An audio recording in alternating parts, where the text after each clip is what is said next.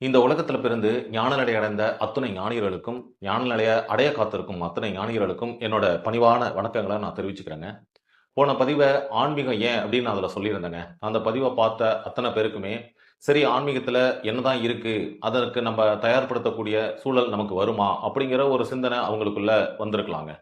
அப்படி வந்தவங்களுக்கு நான் சொல்ற ஒரே ஒரு விஷயம் என்ன அப்படின்னா, முதல்ல நம்ம ஆன்மீகத்துல வருவதற்கு முன்பாக, நம்ம என்ன நிலையில இருக்கோம், நம்ம எந்த சூழ்நிலையில இருக்கோம் அப்படிங்கிற விஷயத்த கண்டிப்பா ஒரு சுய பரிசோதனை மூலமா நம்ம தெரிஞ்சுக்கணுங்க. இத நான் ஏன் சொல்ல வரேன் அப்படின்னா, இப்ப நீங்க ஒரு ரோட்ல நடந்து போறோம்னு வச்சுக்கங்களேன். அப்ப எதிர்பாராத விதமா ஒரு ஆக்சிடென்ட் நடக்குது. ஒரு விபத்து நடக்குது. அப்படி நடக்கிறப்ப, திடீர்னு அங்க உள்ளவங்க எல்லாருமே என்ன பண்ணுவாங்க, பதறி ஓடி போய் ஒரு சிலர் என்ன பண்ணுவாங்க, அவங்களுக்கு முதலுதவி செய்வாங்க. ஒரு சிலர் என்ன பண்ணுவாங்க, ஒரு தண்ணி வாங்கிட்டு வரதுக்கு கடைக்கு ஓடுவாங்க. ஒரு சிலர் என்ன பண்ணுவாங்க, ஃபோன் எடுத்து உடனே கால் பண்ணி அ ஆம்புலன்ஸ வர வைப்பாங்க. ஒரு சிலர் என்ன பண்ணுவாங்க, அத வீடியோ எடுத்துக்கிட்டு இருப்பாங்க. ஒரு சிலர் என்ன பண்ணுவாங்க, இப்படி எட்டி பார்த்துட்டு போயிட்டே இருப்பாங்க. கண்டுக்கவே மாட்டாங்க. ஒரு சிலர் என்ன பண்ணுவாங்க, ரொம்ப அமைதியா நின்னு வேடிக்கை பார்த்துட்டு இருப்பாங்க. சரிங்களா? நடந்தது ஒரு சூழ்நிலை தான். சரிங்களா? ஒரு விபத்து தான். அந்த சூழ்நிலைக்குள்ள பார்த்தீங்கன்னா, பல பேரு பலவிதமா அதுல செயல்படுறாங்க. சரிங்களா? இதே போல தாங்க. ஒவ்வொரு சூழ்நிலைகள் தாங்க நீங்க யாரு, நம்ம யாரு அப்படிங்கிறத எடுத்து காட்டுங்க. அதாவது கோபப்படவே மாட்டோம் அப்படின்னு நம்ம நெனச்சுட்டு இருப்போங்க. கோபப்படக்கூடிய சூழ்நிலை வரப்பதாங்க நமக்கு தெரியும். நம்ம எவ்வளோ பெரிய கோபக்காரன் அப்படின்னு. சரிங்களா? அதேபோல பயம்னா என்னன்னே எனக்கு தெரியாது அப்படின்னு சொல்லுவாங்க. ஆனா பயப்பட வேண்டிய சூழ்நிலை வரப்பதாங்க பயம்னு ஒண்ணு வெளிப்படுங்க. சரிங்களா? அதுபோல தான் பல உணர்வுகள நம்ம ரொம்ப ஆழமா விதைச்சு வச்சிருக்கிறோங்க. அந்த உணர்வுகள எல்லாம் நம்ம வச்சுக்கிட்டே இந்த ஆன்மீகத்துக்குள்ள மிக சிறப்பான நிலைய அடைய முடியுமா? அப்படின்னு கேட்டா, கண்டிப்பா அடைய முடியாத நிலை தாங்க அதுக்குள்ள இருக்கு. ஏன் அப்படின்னா, நம்மளை வந்து மிக மிக அழகா சமன்படுத்த கத்துக்கணுங்க. அப்படி சமன்படுத்த கத்துக்கிட்டா மட்டும் தான், இந்த ஆன்மீகத்துல உயர்ந்த நிலையெல்லாம் நோக்கி நம்மளால போக முடியுங்க. சரிங்களா? நம்ம இந்த மனித பிறப்பு எடுக்கிறதுக்கு கிட்டத்தட்ட 1400 கோடி வருஷங்கள் ஆச்சுங்க. சரிங்களா? அதாவது சிவபுராணத்திலே சொல்லியிருக்கிறாங்க. புல்லாகி, பூடாய், புழுவாய், மரமாகி, பல்விருகமாகி, பறவையாய், பாம்பாகி, கல்லாய், மனிதராய், பேயாய், கணங்களாய், வல்லசுரராகி, முனிவராய், தேவராய், செல்லான் இன்றைய தாவரச் சங்கமத்துள் எல்லா பிறப்பும் பிறந்தளித்தேன் எம்பெருமானேன்னு சிவபுராணத்திலே பாடியிருக்கிறாங்க. அதாவது இந்த மனித பிறப்பு எடுக்கிறதுக்கு பல நிலைகள நம்ம கடந்து தான் மனித பிறப்பு அப்படின்ற இந்த மிக உயர்ந்த உன்னத நிலைய நம்ம அடைஞ்சிருக்கிறோங்க. அதனால தான் ஔவையாரே சொல்லியிருக்கிறாங்க, "அரிது அரிது மானிடராய் பிறத்தல் அரிதுன்னு" சொல்லியிருக்கிறாங்க. சரிங்களா? அதுபோல மிக அரிய நிலையில உள்ள இந்த மனித இனம், அதாவது இந்த மனித பிறப்பு எடுக்கிறதுக்கு பல நிலைகள, பல விஷயங்கள கடந்து தான் இந்த நிலைய நம்ம அடைஞ்சிருக்கிறோம். சரிங்களா? அப்படி அடைஞ்ச இந்த மனித நிலையில பார்த்தீங்கன்னா, எவ்வளவு சிறப்பான விஷயங்கள். அதாவது ஒரு கண்ண எடுத்துக்கங்களேன். கண்ணு இந்த உலகத்த பாக்குது. இந்த உலகத்துல உள்ள அத்தன பரிமாணத்தையும் நம்ம இந்த கண்ணு மூலமா தான் பார்த்து நம்மளோட மூளைக்கு அனுப்புறோம். அப்படி அனுப்புற இந்த கண்ணுக்குள்ள பார்த்தீங்கன்னா, ஒரு சின்ன விழித்திரை இருக்கு. அந்த விழித்திரைக்குள்ள பார்த்தீங்கன்னா, 120 மில்லியன் ராட்ஸ்ன்னு சொல்லுவாங்க. சரிங்களா? அது போன்ற ஒரு சிறப்பு வகை செல்கள். அதேபோல 6 மில்லியன் கோன்ஸ்ன்னு சொல்லுவாங்க. அதுபோல சிறப்பு வகையான செல்கள். இந்த 2 செல்களும் சேர்ந்து தான் இந்த பூமிய வந்து பார்க்க வச்சு நம்மளோட அதாவது சமிக்கைகளா மாத்தி நம்மளோட மூளைக்கு அனுப்புதுங்க. சரிங்களா? இந்த ஒரு சின்ன கண்ணு, இந்த கண்ணுக்குள்ள அவ்ளோ ப்ராசஸ் நடக்குதுங்க. அதேபோல நம்மளோட காதுன்னு பார்த்தீங்கன்னு வச்சுக்கங்களேன், ஒரு நம்ம உடம்புலயே இருக்கிற மிக மெல்லிய எலும்புங்க. சரிங்களா? அந்த 3 எலும்பு இருக்குங்க. அந்த எலும்புகள் என்ன பண்ணுது, இந்த காத்துல வர அதிர்வுகள அப்படியே நல்லா கம்ப்ரஸ் பண்ணி என்ன பண்ணுது, அ ஒரு நத்தை போன்ற ஒரு அமைப்பு இருக்குங்க. அந்த அமைப்புக்குள்ள அனுப்புதுங்க. அந்த அமைப்பு என்ன பண்ணுது, அந்த அந்த ஒலி அதிர்வுகள வந்து மின் சமிக்கைகளா மாத்தி நம்மளோட மூளைக்கு அனுப்புதுங்க. அப்பதான் நம்மள வந்து கேட்கிறோம், எல்லா விஷயங்களும் உணர்றோம். சரிங்களா? அப்ப இந்த காது கேட்கறதுக்குள்ள மெக்கானிசம் எவ்வளோ சிறப்பா வேலை செய்யுதுன்னு பார்த்தீங்களா? அதே போல தான் நம்ம மூக்கு. மூக்குக்குள்ளேயும் பார்த்தீங்கன்னா, ஒரு ஒரு மனுஷன் 20லேருந்து 22,000 முறை வந்து நம்ம வந்து சுவாசம் கொள்றோம். சரிங்களா? அதே போல இந்த சுவாசத்த இழுக்கிற அந்த சுவாசத்த நம்மளோட உடம்பு ஈரப்பதத்துக்கும், அந்த வெப்பநிலைக்கு தகுந்த மாரி மாத்தி உள்ள அனுப்புதுங்க இந்த மூக்கு. சரிங்களா? அதே போல நம்மளோட நுரையீரல். நுரையீரல்ல பார்த்தீங்கன்னா, கிட்டத்தட்ட வால்வியோல்ஸ்ன்னு சொல்லுவாங்க. அது வந்து 30லேருந்து 50 கோடி வால்வியோல்ஸ் வந்து நம்மளோட அந்த நுரையீரல் பகுதியில இருக்குங்க. அத வெளியில எடுத்து அப்படியே விரிச்சு பார்த்தீங்கன்னா, ஒரு வீடு அளவுக்கு வந்து பெருசா இருக்குங்க. அதெல்லாம் என்ன பண்ணுதுன்னு கேட்டீங்கன்னா, நம்மளோட காத்த உள்வாங்கி அதில உள்ள ஆக்ஸிஜன பிரிச்சு கார்பன் டை ஆக்சைடா வெளிவிடுது. சரிங்களா? நம்மளோட உடம்புக்கு தேவையான சக்தியை அதாவது கொடுக்கறது இந்த ஆக்சிஜன் தான். சரிங்களா? அதே போல நம்மளோட கல்லீரல். கல்லீரல் பார்த்தீங்கன்னா, அத ஒரு பேங்க்ன்னு சொல்லுவாங்க. அதாவது கிட்டத்தட்ட 500 விதமான வேலைகள வந்து இந்த கல்லீரல் செய்யுதுங்க. மிக மிக மிக முக்கியமான பகுதி. சரிங்களா? அந்த கல்லீரல் பார்த்தீங்கன்னா, நம்மளோட எனர்ஜி தேவையில்லாத எனர்ஜியெல்லாம் கிளைக்கோஜனா மாத்தி நம்மளோட உடம்புக்குள்ள சேர்த்து வச்சுக்குதுங்க.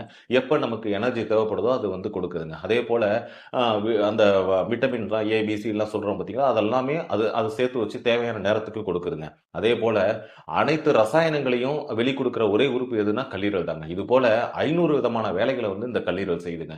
அதே போல நம்மளோட சிறுநீரகம். இந்த சிறுநீரகம் பார்த்தீங்கன்னா, நெஃப்ரான்ஸ் அப்படின்ற சிறப்பு வகையான செல்கள் இருக்குதுங்க. அந்த செல்லாம் என்ன பண்ணுதுன்னு கேட்டீங்கன்னா, நம்மளோட ரத்தம் இருக்கு பார்த்தீங்களா, அதை வடிகட்டி அழுக்கெல்லாம் வெளியில அனுப்பிட்டு சிறுநீரா வெளியில அனுப்பிடுதுங்க. மீதி சுத்தமான ரத்தத்தை நம்மளோட உடம்புக்குள்ள திரும்ப செலுத்தி அருமையான வேலையெல்லாம் அந்த சிறுநீரகம் செய்யுதுங்க. அதே போல நம்மளோட அந்த உடம்புல அந்த பிளட் ப்ரெஷர் சொல்றோம் இல்லைங்களா, அதெல்லாம் கண்ட்ரோல் பண்றக்கூடிய விஷயம் வந்து அந்த சிறுநீரகத்துக்கிட்ட தாங்க இருக்கு. சரிங்களா? இது எதுக்கு நான் சொல்ல வரேன்னா, இது போல தான் நம்ம உடம்புக்குள்ள மூளையா இருந்தாலும் சரி, இல்ல வந்து நம்மளோட குடல் பகுதிகளா இருந்தாலும் சரி, அனைத்துமே பார்த்தீங்கன்னா, நம்ம உடல் உறுப்புகள் அத்தனையுமே மிக மிக மிக விலை மதிப்பு இல்லாத வேலைகளை வந்து அது செய்யுதுங்க. இப்ப அ ஒ இப்ப நான் இருக்கிறேங்க. நான் வந்து ஒரு 10 கோடிக்கு ஒரு ரோபோட் வாங்குறேங்க. அந்த ரோபோவ வாங்கி நான் என்ன பண்றேன், வீட்ல உள்ள சின்ன சின்ன வேலைகள செய்ய பயன்படுத்துறேங்க. ரைட்டுங்களா? 10 கோடிக்கு வாங்கி நான் சின்ன சின்ன வேலைகள செய்ய மட்டுமே அந்த ரோபோவ நான் பயன்படுத்தணும்னா, நான் ஒரு முட்டாள் தானே! சரிங்களா? அது போல தாங்க.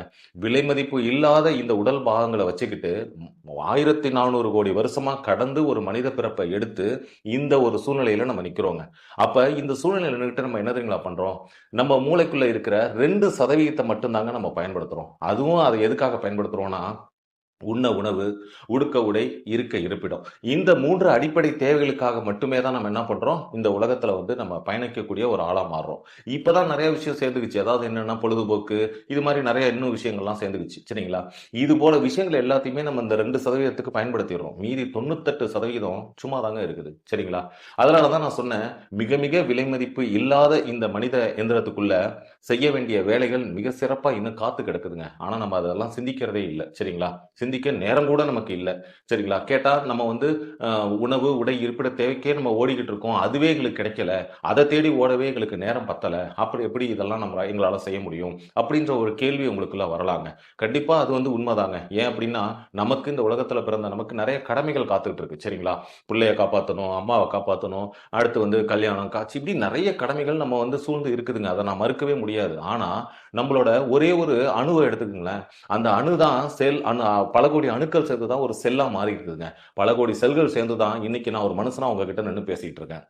ஒரு அணு தன்னோட வேலையும் பார்த்துக்கிட்டு தான் இந்த செல்லா மாற வேண்டிய கதையும் அது பார்த்துச்சுங்க. அதே போல தான் ஒரு செல்லும் தனக்கு தேவையான எனர்ஜிய உருவாக்கிக்கிட்டு தான் இந்த மனிதனா மாறக்கூடிய அந்த நிலைய வந்து அது செய்யுதுங்க. அதே போல தான் இந்த அணு தன்னோட செய்யக்கூடிய வேலைய மறந்துச்சுன்னா செல்லா மாறியிருக்காது. செல்லு தன்னோட செய்யக்கூடிய வேலைய மறந்துருந்துச்சு அப்படின்னா, அது வந்து மனிதனா மாறியிருக்காது. இப்படி மனிதனா மாறி நின்ன நம்ம வந்து அடுத்த நிலைக்கு நம்ம கண்டிப்பா போகணும் இல்லைங்களா? நம்மளோட கடமையும் நமக்கு முக்கியங்க. அதையும் செஞ்சுக்கிட்டு, இதுக்கும் நம்ம நேரம் ஒதுக்கி நம்மளை தனித்துவப்படுத்திக்கிட்டு இந்த ஆன்மீகத்துக்குள்ள செயல்பட ஆரம்பிச்சோம்னா, நம்ம அடைய வேண்டிய தூரமும், அடைய வேண்டிய நிலையும் ரொம்ப ரொம்ப அதிகங்க. சரிங்களா? அதாவது இப்ப நீங்க இருக்கிறீங்க. இப்ப உங்களுக்கு திடீர்னு என்ன ஆகுது, ஒரு ஒரு ரூ. 10,00,00,000 லாட்டரி சீட்ல விழுது. உங்களுக்கு எப்படி இருக்கும் மனசு? ரொம்ப சந்தோஷமா, ஆனந்தமா இருக்கும் இல்லையா? அதே போல தான். இப்ப அ ஒரு வீடு வாங்குறீங்க. கிரகப்பிரவேசம் பண்றீங்க. என்ன ஆகுது? உங்க மனசு வந்து ரொம்ப ஆனந்தமா, அப்படியே மகிழ்ச்சியா, சந்தோஷமா இருக்குது. சரிங்களா? அதே போல தான் அடுத்து ஒரு கார் வாங்குறீங்க. என்ன ஆகும்? ரொம்ப சந்தோஷப்படுவீங்க. இத ஏன் நான் சொல்ல வரேன் அப்படின்னா, நம்மளோட ஒரு சுபாவம் என்ன தெரியுங்களா? சந்தோஷமா இருக்கிறது மட்டும் தான். ரொம்ப ஆனந்தமா இருக்கிறது மட்டும் தான். ஆனந்தமா இருக்க மட்டும் தான் நம்ம இந்த உலகத்துல வந்திருக்கோம். ஆனா, நம்ம ஆனந்தமா மட்டும் தான் இருக்கோமா? சொல்லுங்க. நம்ம நம்ம பயன்படுத்துகிற அந்த 2% ஆனந்தமா இல்லங்க. நெறைய கஷ்டம், சோகம், பயம் இதெல்லாம் அனுபவிச்சு தாங்க நம்ம இந்த வாழ்க்கைய கடந்துகிட்டே வரோம். சரிங்களா? அப்ப ஆனந்தமா இருக்கணும்னா என்ன பண்ணணும்? அப்ப மீதி உள்ள இந்த 98% பயன்படுத்த தெரிஞ்ச ஒரு ஆளா மாறி இருக்கணுங்க. அதெல்லாம் பயன்படுத்த தெரிஞ்சவங்க தாங்க ஞானிகள். சரிங்களா? அதனால தான் அவங்க வாழ்க்கையில இந்த 2% கிடைக்கிற மற்ற விஷயங்கள விடுத்து 98% கிடைக்கிற பேர் ஆனந்தத்த வந்து அனுபவிச்சாங்க. சரிங்களா? அப்ப நம்ம பேரானந்தத்த அனுபவிக்கணுமா? கண்டிப்பா அனுபவிக்கக்கூடிய ஒரு ஆளா மாறி நிக்கணுமா? அப்ப மாறி நிக்கணும்னா நம்ம என்ன பண்ணணும்? நெறைய விஷயங்கள தெரிஞ்சுக்கணும் இல்லையா? நெறைய விஷயங்களுக்குள்ள பயணப்படணும் இல்லையா? அப்படின்னா, நீங்க கேட்கிற கேள்வி எனக்கு புரியுதுங்க. எனக்கு வயசு 60 ஆச்சு. இனிமே எப்படி நான் அதுல பயணிக்க முடியும்? என்ன செய்ய முடியும்? அப்படின்ற ஒரு கேள்வி உங்களுக்கு உதயமாகும். அடுத்து பார்த்தீங்கன்னா, எனக்கு வயசு 20 தான் ஆகுது. எனக்கு இன்னும் கல்யாணம் ஆகல, குழந்தை குட்டிங்க இல்ல. நான் இதெல்லாம் அடுத்து ஓடணும்னா சம்பாதிக்கணும். எவ்வளவு விஷயங்கள் இருக்கு. நீங்க என்னடான்னா ஆன்மீகத்துல புகுந்து என்னைய சன்னியாசியா மாறுன்னு சொல்றீங்க. அப்படின்னு 20 வயசுக்காரவங்களுக்கு கேள்வி எழலாங்க. சரிங்களா? இது போல கேள்விகள் நம்மளை துரத்திக்கிட்டே தாங்க இருக்கும். நம்மளை பின்னுக்கு தள்ளிக்கிட்டே தாங்க இருக்கும். அதாவது இந்த 20 வயசுக்காரங்களுக்கும் சரி, 60 வயசுக்காரங்களுக்கும் சரி, எப்போதுமே ஒரு விஷயத்த மட்டும் மனசுல வச்சுக்கணுங்க. என்ன அப்படின்னா, நம்ம எந்த சூழ்நிலையில இருந்தாலும் சரி, எந்த நிலையில இருந்தாலும் சரி, நம்ம இந்த ஆன்மீகத்த கையில எடுக்கணும் அப்படிங்கிற மனத்திடமும், மன ஆரோக்கியமும் மட்டும் இருந்தா போதுங்க. சுய பரிசோதனை சரியா செஞ்சுட்டு இதுல உள்ள வர தயாரா இருந்தீங்கன்னா, உங்களோட வாழ்க்கையும் சரியா ரன் ஆகும். சரிங்களா? அதே நேரத்துல இந்த ஆன்மீக வாழ்க்கை மிக சிறப்பா ரன் ஆகுங்க. சரிங்களா? அதுல எந்தவித சந்தேகமும், எந்தவித ஒரு பயமும் இல்லைங்க இதுல. சரிங்களா? அதே போல இதுக்கு பயணப்பட தயாராயிட்டோம் அப்படின்னா, அடுத்து நம்ம சிந்திக்கக்கூடிய ஒரு கேள்வி இருக்குங்க. என்ன அப்படின்னா, இப்ப ஒரு பெரிய ஒரு ஆலை இருக்குது, இல்ல ஒரு ஃபேக்டரி இருக்குதுன்னு வச்சுங்களேன். அந்த ஃபேக்டரிக்குள்ள ஒரு சிஎன்சி மிஷின், அதாவது அந்த மிஷின் வந்து பலதரப்பட்ட பாகங்களை உள்ளடக்கி தான் அந்த மிஷின் வேலை செய்யுங்க. சரிங்களா? ஒரு அவுட்புட்டை வெளியில கொடுக்குங்க. அதே போல தான் ஒரு பயணம் பண்ணக்கூடிய பேருந்து இருக்குன்னு வச்சுங்களேன். பல பாகங்கள் இணைச்சு தாங்க ஒரு பேருந்து வந்திருக்குதுங்க. அந்த பேருந்து பயணிக்கக்கூடிய விஷயமா அது மாறுதுங்க. அதே போல தான் எந்த விஷயத்த நீங்க எடுத்துக்கிட்டாலும் சரிங்க, பல பாகங்களை ஒன்று இணைச்சு தான் மிகப்பெரிய விஷயமா அது உருவாயிருக்குங்க. அதே போல தான் நம்மளோட மனசுக்குள்ளேயும் பல பாகங்களை, பல விஷயங்களை உள்ளடக்கி நம்ம வந்து ஒரு மிகப்பெரிய ஆளா மாறணுங்க. அப்படின்னா பல விஷயங்களை முதல்ல தெரிஞ்சுக்கணுங்க. சரிங்களா? அப்படி தெரிஞ்சுக்க தான் என்ன ஆகும்? நம்மளோட மனசுக்குள்ள ஒரு மிகப்பெரிய தெளிவும், ஞானமும் பிறக்குங்க. அப்படி பிறக்கிற அதாவது நீங்க வந்து சுய பரிசோதனை உங்களை செஞ்சுக்கிட்டீங்க. நீங்க எந்த இடத்துல இருக்கீங்க அப்படிங்கிற ஒரு ஐடென்டிஃபை உங்களுக்கு கிடைச்சிருச்சு. சரிங்களா? அடுத்து நீங்க எல்லா விஷயமும் தெரிஞ்சுக்கிட்டீங்க அப்படின்னா, கண்டிப்பா அடுத்து மிகப்பெரிய தெளிவு உங்களுக்குள்ள இருக்குங்க. ஒரு ஞானம் உங்களுக்குள்ள இருக்குங்க. அந்த ஞானமும், தெளிவும் கண்டிப்பா அடுத்த நிலைய நோக்கி உங்களை பயணிக்க வைக்குங்க. அப்ப அடுத்தடுத்த நிலைக்குள்ள ரொம்ப அழகா, மிக சிறப்பா, நம்ம ஆனந்தமா, பேரானந்தமா அதுக்குள்ள நம்மளால பயணிக்க முடியுங்க. சரிங்களா? அப்படி அந்த விஷயங்கள் எல்லாம் தெரிஞ்சுக்கிறதுக்கு, அந்த விஷயங்கள்லாம் உணர்த்துவதற்கு கண்டிப்பா இந்த பிரம்மரந்திரா ஃபவுண்டேஷன் உறுதுணையா இருக்கும் அப்படிங்கிறதுல எனக்கு சந்தேகம் இல்லங்க. உங்களுக்கும் சந்தேகம் இல்ல அப்படின்னா, கண்டிப்பா இத நீங்க வந்து பின்தொடர்ந்து வாங்க. ஆனந்தமா இருப்போம். ஆனந்தம் பெருகட்டும். சரிங்களா? சந்தோஷமா இந்த வாழ்க்கையையும், சந்தோஷமா இந்த ஆன்மீகத்தையும் நம்மளோட வாழ்க்கையில உட்புகுத்தி, மிக மிக மிக சிறப்பான ஒரு நிலையை நோக்கி கண்டிப்பா நம்ம நகருவோங்க. ஆனந்தம் பெருகட்டும். நன்றி.